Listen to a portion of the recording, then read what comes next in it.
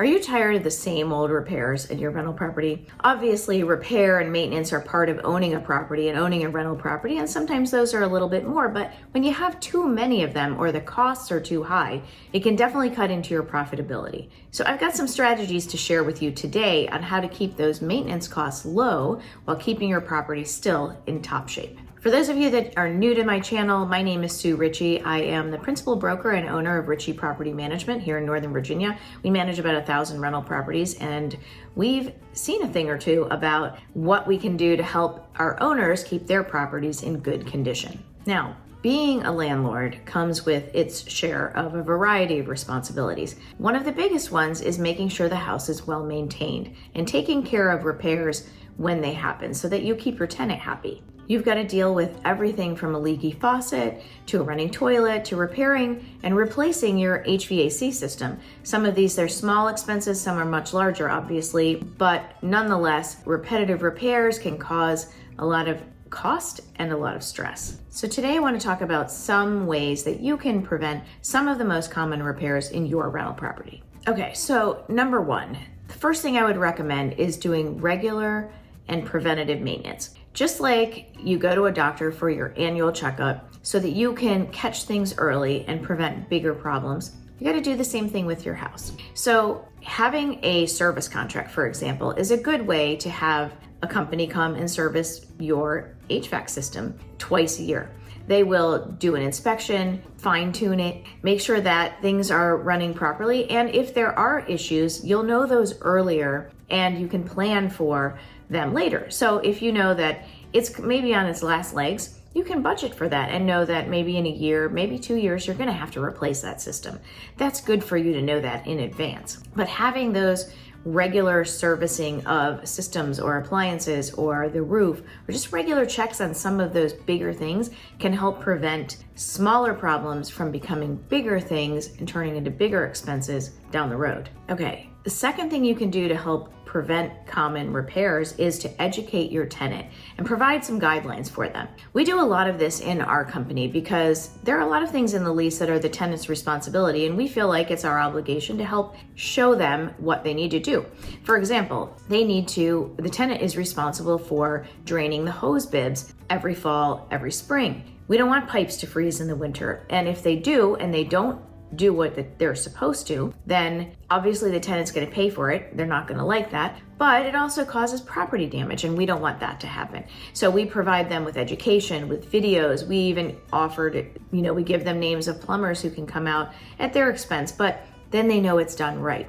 That can prevent some other major problems. The other thing you can provide them information on is how to operate appliances properly. What kinds of things to look for? Are the gutters clogged with leaves? Well, if they don't tell you that, you're not going to know that you need to clean it if that's a landlord responsibility. But they need to be able to be comfortable reporting all that, even if it's minor things and it might be a little bit of an annoyance to you. Wouldn't you rather know something earlier and you can make a decision on how to handle it than having them not tell you anything in the first place and it turns into something bigger later?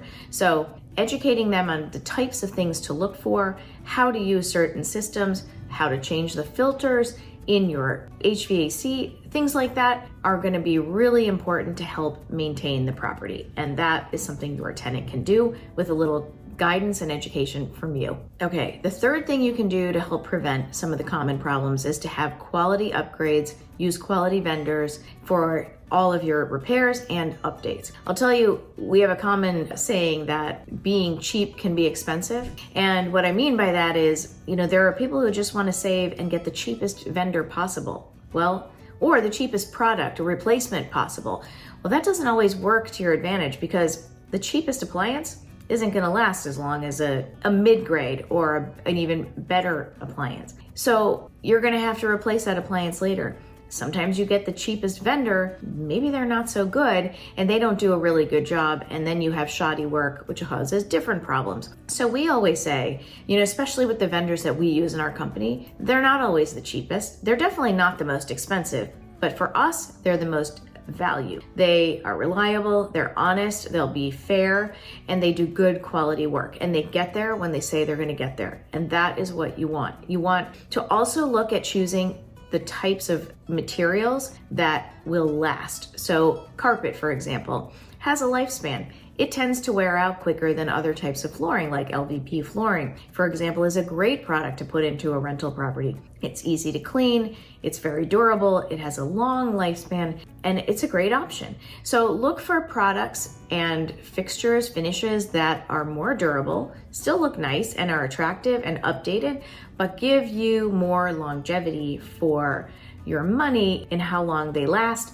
and still attractive enough to bring good tenants to your property. So while managing a property absolutely has repair and maintenance component, and that probably is the biggest chunk of what you do as a landlord. It's a lot of what we do as a property manager, but you can do a couple of these things, as I said. One, look at preventative maintenance, look at service contracts to help be proactive in your maintenance of your home. Next, educate your tenant. That will save you a lot because they're the ones living there. They can report things that they see. They can do things to help maintain the property. That goes a long way. And lastly, when you do upgrades and repairs, just be cognizant of who you're using and what kinds of products and appliances and repairs that you do so that you get the best quality work, the best value for your money. That will go a long way. So if you live in Northern Virginia and you need a good property manager, we're here. And if you also need referrals to good vendors, good products, you have questions, just reach out.